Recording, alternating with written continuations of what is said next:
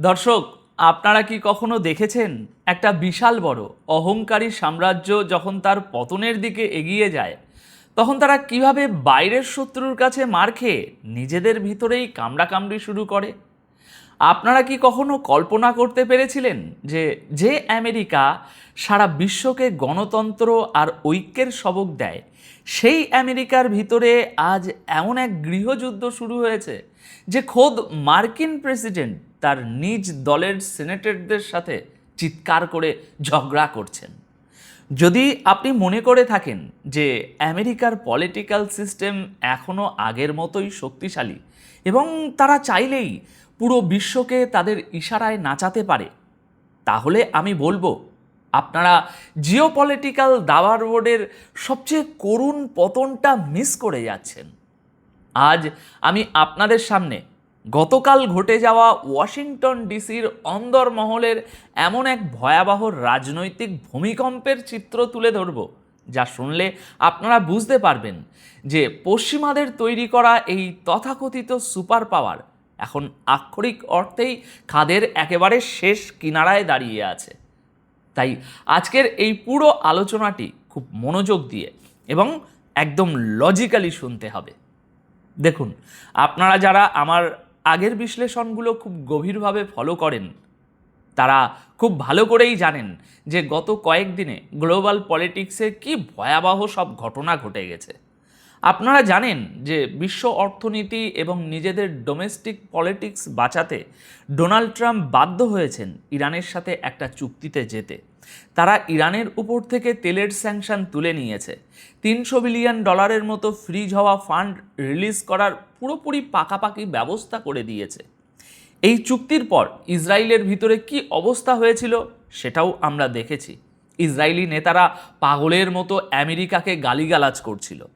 অন্যদিকে পাকিস্তান মাঝ আকাশে ইরানের প্রেসিডেন্টকে রাজকীয় স্কট দিয়ে বুঝিয়ে দিয়েছে যে এশিয়া এখন আর পশ্চিমাদের হাতের পুতুল মোটেই নয়।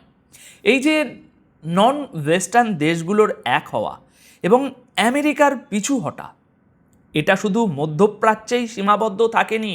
এই পরাজয়ের আগুন এখন সরাসরি গিয়ে লেগেছে ওয়াশিংটন ডিসির ক্যাপিটাল হিলে। আর এর অফিসিয়াল প্রমাণ আমরা আজ পেয়েছি পশ্চিমা মূলধারার অসংখ্য মিডিয়া রিপোর্ট থেকে। লজিক্যালি চিন্তা করুন দর্শক, 24শে জুন 2026 রাত 9টায় বিশ্ববিখ্যাত সংবাদ মাধ্যম বিবিসিতে একটি খবর প্রকাশিত হয়েছে। খবরের শিরোনাম হলো Congress passes war powers measure for first time breaking with Trump over Iran. এর মানে কি? এর মানে হলো আমেরিকার ইতিহাসে প্রথমবারের মতো কংগ্রেসের দুটি কক্ষ, হাউস অফ রিপ্রেজেন্টেটিভ এবং সেনেট, একসাথে একটি ওয়ার পাওয়ার্স রেজুলেশন বা যুদ্ধ ক্ষমতা প্রস্তাব পাশ করেছে, যার একমাত্র উদ্দেশ্য হলো প্রেসিডেন্ট ডোনাল্ড ট্রাম্পকে ইরানের সাথে যুদ্ধ বন্ধ করতে বাধ্য করা। দর্শক, এখানে একটা জিনিস খুব মনোযোগ দিয়ে বুঝবেন, কিন্তু আমেরিকার সেনেট এখন রিপাবলিকানদের দখলে, অর্থাৎ ট্রাম্পের নিজের দলের দখলে। সেই সেনেটে 50-48 ভোটে এই বিল পাশ হয়েছে, যেখানে ট্রাম্পের নিজের দলের 4জন রিপাবলিকান সেনেটর সরাসরি ডেমোক্রেটদের সাথে হাত মিলিয়ে ট্রাম্পের বিরুদ্ধে ভোট দিয়েছেন। কিন্তু দর্শক, এই বিল পাশের ভিতরে এমন কিছু চমকে দেওয়া লিগ্যাল এবং পলিটিক্যাল প্যাঁচ লুকিয়ে আছে যা সাধারণ নিউজ চ্যানেলগুলো আপনাদের বলছে না। আপনারা হয়তো ভাবছেন রিপাবলিকানদের সংখ্যাগরিষ্ঠতা থাকা সত্ত্বেও 50-48 ভোটে কিভাবে এই বিলটা পাশ হয়ে গেল। লজিক্যালি হিসাব করুন, সেনেটে মোট আসন সংখ্যা 100টি, কিন্তু ভোট পড়েছে 98টি। বাকি দুজন কোথায় গেলেন? এই দুজনের অনুপস্থিতির গণিতিক সুযোগটাই ডেমোক্রেট এবং বিদ্রোহী রিপাবলিকানরা কাজে লাগিয়েছে। টাইম ম্যাগাজিন এবং বিবিসির রিপোর্ট বলছে ওই দুজন হলেন রিপাবলিকান পার্টির, মানে ট্রাম্পের পার্টির হেভিওয়েট নেতা। একজন হাসপাতালে ভর্তি ছিলেন এবং আরেকজন যিনি ঠিক ওই ভোটাভুটির সময় ক্যাপিটাল হিলে না থেকে এয়ারফোর্স ওয়ানে উঠছিলেন। চিন্তা করুন দর্শক, আচ্ছা, এখানে আপনাদের আমেরিকার একটা পুরনো ইতিহাস মনে করিয়ে দিই। এই যে ওয়ার পাওয়ার্স রেজুলেশন বা যুদ্ধ ক্ষমতা আইনের কথা বলা হচ্ছে, এটা প্রথম তৈরি হয়েছিল 1973 সালে ভিয়েতনামের যুদ্ধের পর। উদ্দেশ্য ছিল প্রেসিডেন্ট যেন ইচ্ছে মতো অন্য দেশের উপর যুদ্ধ চাপিয়ে দিতে না পারে। কিন্তু গত 75 বছর ধরে আমেরিকার প্রেসিডেন্টরা এই আইনকে আক্ষরিক অর্থেই বুড়ো আঙুল দেখিয়ে আসছেন। আল জাজিরা তাদের ডিপ ডাইভ রিপোর্টে একটা ভয়ঙ্কর তথ্য সামনে এনেছে। তারা বলছে আমেরিকার প্রেসিডেন্টরা কংগ্রেসকে পাশ কাটানোর জন্য 2001 সালের 9/11 এবং 2003 সালের ইরাক যুদ্ধের AUMF বা সামরিক ক্ষমতা ব্যবহারের পুরনো আইনকে ঢাল হিসাবে ব্যবহার করেন। দর্শক, আপনাদের কি মনে আছে 2020 সালে বাগদাদে যখন ইরানের জেনারেল কাসেম সোলেমানিকে হত্যা করা হয়েছিল, তখনও কিন্তু ডোনাল্ড ট্রাম্প 2003 সালের সাদ্দাম হোসেনকে মারার জন্য তৈরি করা সেই পুরনো আইনটাকে ব্যবহার করেছিলেন। এমনকি গত সপ্তাহে দ্য এক্সিওস শোতে ট্রাম্প দম্ভ করে বলেছেন যে তার এক্সিকিউটিভ পাওয়ার বা ক্ষমতার নাকি কোনো লিমিট নেই। একজন গণতান্ত্রিক দেশের প্রেসিডেন্ট যখন বলেন তার ক্ষমতার কোনো লিমিট নেই, তখন তিনি আর প্রেসিডেন্ট থাকেন না, তিনি স্বৈরা শাসক হয়ে যান। আর এখন এই বিল পাশ হওয়ার পর ট্রাম্প প্রশাসন কি অদ্ভুত যুক্তি দিয়েছে জানেন? তারা বলছে এই বিলের নাকি কোনো মূল্যই নেই। কিন্তু কেন? কারণ হিসাবে হোয়াইট হাউস বলছে গত 7ই এপ্রিল তো ইরানের সাথে একটা যুদ্ধবিরতি হয়েই গেছে, তাই এখন নাকি কোনো যুদ্ধ চলছেই না। সুতরাং যে যুদ্ধ চলছে না সেখান থেকে সেনা প্রত্যাহারের তো প্রশ্নই ওঠে না। শুধু তাই নয় দর্শক, 1983 সালের সুপ্রিম কোর্টের এক পুরনো রায়ের দোহাই দিয়ে ট্রাম্প প্রশাসন বলছে প্রেসিডেন্টের সই ছাড়া কংগ্রেসের এই রেজুলেশনের কোনো আইনি ভিত্তি নেই, এটা পুরোপুরি অসাংবিধানিক।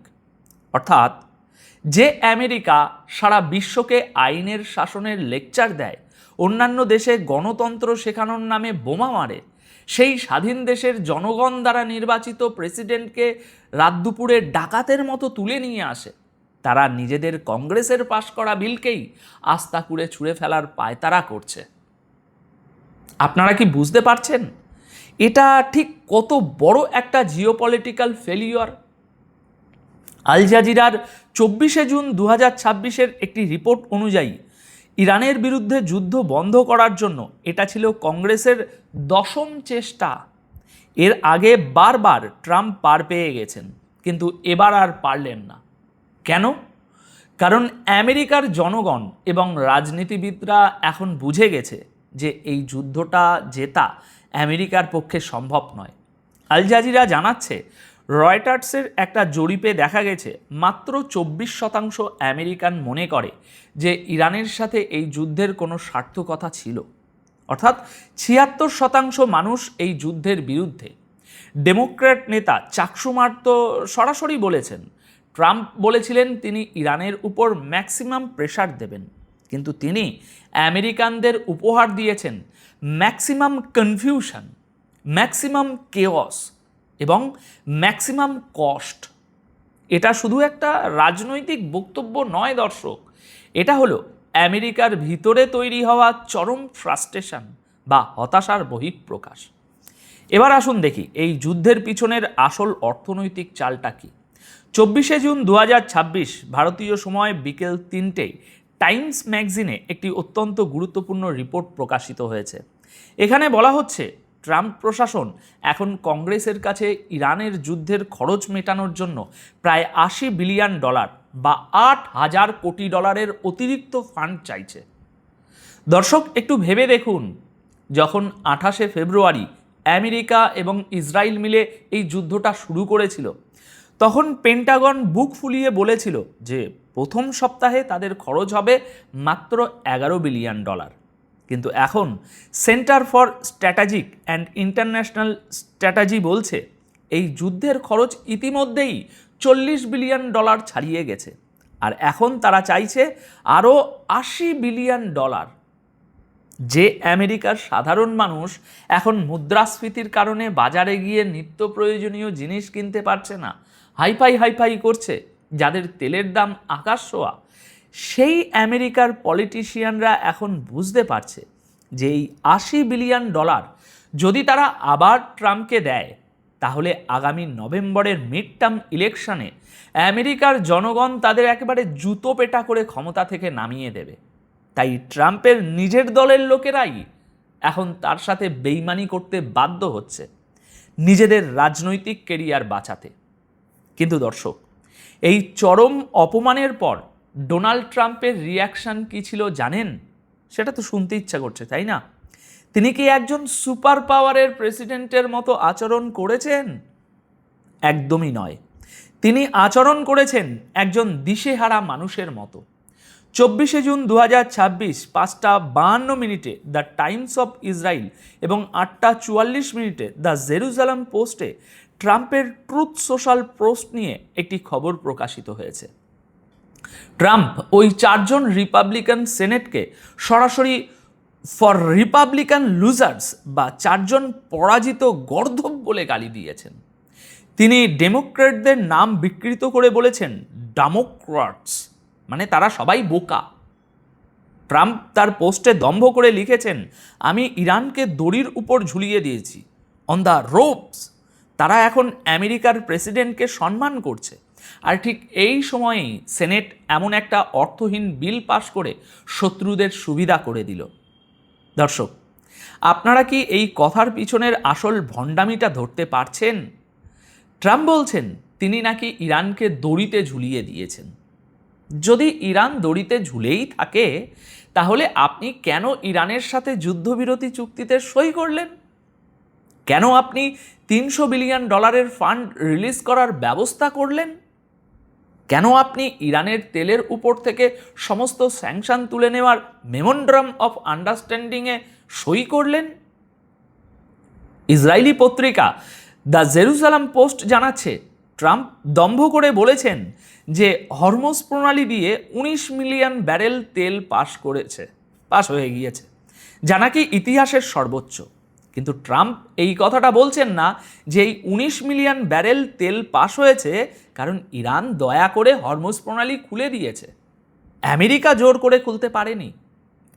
দেখুন, যখন একটা পরাশক্তি ফিজিক্যাল ময়দানে বা জিওপলিটিক্যাল দাবার বোর্ডে হেরে যায়, তখন তাদের নেতারা এভাবেই সোশ্যাল মিডিয়ায় বসে ফাঁকা আওয়াজ দেয়। 24শে জুন 2026 4:24 রয়টার্সের রিপোর্টেও বলা হয়েছে যে হোয়াইট হাউস এখন দাবি করছে এই ওয়ার পাওয়ার্স অ্যাক্ট নাকি অসাংবিধানিক এবং এর কোনো ভিত্তি নেই। অর্থাৎ ডেমোক্রেসির দোহাই দেওয়া আমেরিকা এখন তাদের নিজেদের পার্লামেন্টের পাশ করা বিলকেই মানতে চাইছে না। কি আইরনি, তাই না? কিন্তু দর্শক, আসল নাটক তো শুরু হয়েছে ক্যাপিটাল হিলের ভিতরের বন্ধ দরজায়। 24শে জুন 2026 রাত 9:29 ওয়াল স্ট্রিট জার্নাল এবং 25শে জুন ভোর 4টে টাইম ম্যাগাজিনে একটি এক্সক্লুসিভ রিপোর্ট প্রকাশ করা হয়েছে, যা পড়লে মনে হবে আপনি কোনো মাফিয়া মুভির স্ক্রিপ্ট পড়ছেন। গত বুধবার রিপাবলিকান সেনেটের সাথে ট্রাম্পের একটা লাঞ্চ মিটিং ছিল। এই মিটিংয়ের উদ্দেশ্য ছিল মিড টার্ম ইলেকশনের আগে দলের ভিতরে ঐক্য তৈরি করা। কিন্তু ট্রাম্প সেখানে গিয়ে রাগে ফেটে পড়েন। ওয়াল স্ট্রিট জার্নাল জানাচ্ছে, সেনেটর বিল ক্যাসাডির সাথে ট্রাম্পের আক্ষরিক অর্থেই একটা চিৎকার চেঁচামেচি বা শাউটিং ম্যাচ হয়েছে। ট্রাম্প ক্যাসাডিকে সবার সামনে লুজার বলে গালি দেন এবং তাকে ধমক দিয়ে বসে পড়তে বলেন। তখন ক্যাসাডি উঠে দাঁড়িয়ে ট্রাম্পের মুখের উপর বলেন, আপনি আমেরিকান জনগণকে আসল সত্যটা বলছেন না। এই যুদ্ধটা 4 সপ্তাহ চলার কথা ছিল, কিন্তু এটা 4 মাস ধরে চলছে। আমাদের মূল উদ্দেশ্যগুলোর কিছুই অর্জিত হয়নি। দর্শক, একটু ভেবে দেখুন, খোদ আমেরিকার প্রেসিডেন্টের মুখের উপর তার দলের একজন সেনেটর বলে দিচ্ছেন যে যুদ্ধে তাদের কোনো উদ্দেশ্যই অর্জিত হয়নি, অর্থাৎ তারা হেরে গেছে। এই তো মানে দাঁড়ায়। ক্যাসাডি সাংবাদিকদের বলেছেন তিনি ট্রাম্পের সাথে সমান ভলিউমে চিৎকার করেছেন, কারণ তিনি ট্রাম্পের কাছে নির্যাতিত হতে রাজি নন। ট্রাম্প এরপর ডেভ ম্যাকরিমিং সহ আরও দুজনকে জঘন্য ভাষায় আক্রমণ করেছেন। তারা তো বলেই ফেলেছেন যে হাফ টাইমে কোনো ফুটবল দল যখন হারতে থাকে তখন হেড কোচ লকার রুমে এসে যেমন চিৎকার করে, ট্রাম্প সেরকমই করছিলেন। অর্থাৎ তাদের দলের লোকেরাই স্বীকার করে নিচ্ছে যে তারা এই জিওপলিটিক্যাল খেলায় ইরানের সাথে ব্যাপকভাবে হেরে গিয়েছে। দর্শক, এবার আসুন সেই চরম সত্যের মুখোমুখি হই। 24শে জুন 2026 দুপুর 2:54 লস অ্যাঞ্জেলেস টাইমে একটা ব্রেকিং নিউজ ছাপা হয়। Trump refuse to sign landmark housing bill demanding Congress pass voter ID law. ঘটনাটা কি? আমেরিকার কংগ্রেস এবং সেনেট মিলে একটা যুগান্তকারী হাউজিং বিল পাশ করেছিল, যা গত 30 বছরের মধ্যে সবচেয়ে বড় আবাসন সংস্কার। এই বিলটি পাশ হলে আমেরিকার সাধারণ মানুষ যারা ইনফ্লেশনের কারণে বাড়ি ভাড়া দিতে পারছে না, তারা বিশাল সুবিধা পেত। ক্যাপিটাল হিলে বিলটি সই করার জন্য স্টেজ সাজানো হয়ে গিয়েছিল, চেয়ারও পাতা হয়ে গিয়েছিল। কিন্তু ট্রাম্প ঠিক শেষ মুহূর্তে তার সোশ্যাল মিডিয়ায় ঘোষণা দিলেন তিনি এই বিল সই করবেন না। কিন্তু কেন করবেন না? কারণ তিনি দাবি করছেন আগে কংগ্রেসকে সেভ আমেরিকা অ্যাক্ট পাশ করতে হবে, যা মূলত একটা কট্টরপন্থী ভোটার আইডি আইন। দর্শক, এখানেই লুকিয়ে আছে জিওপলিটিক্সের সবচেয়ে ডার্ক মাস্টার গেম। ইরানের কাছে এই যুদ্ধে আমেরিকা শুধু সাময়িকভাবেই হারেনি, তারা অর্থনৈতিকভাবে বিপর্যস্ত হয়েছে। আর এই পুরো ব্যর্থতার দায় গিয়ে পড়েছে রিপাবলিকান পার্টি এবং ডোনাল্ড ট্রাম্পের উপর। ট্রাম্পের সামনে এখন নভেম্বরের mid term election. Los Angeles time বলছে ট্রাম্পের পোল নাম্বার বা জনপ্রিয়তা এখন তলানিতে গিয়ে ঠেকেছে। ট্রাম্প খুব ভালো করেই জানেন যে যদি সুষ্ঠু নির্বাচন হয় তবে ডেমোক্রেটরা হাউস এবং সেনেট দুটোই দখল করে নেবে এবং রিপাবলিকানরা নিশ্চিহ্ন হয়ে যাবে।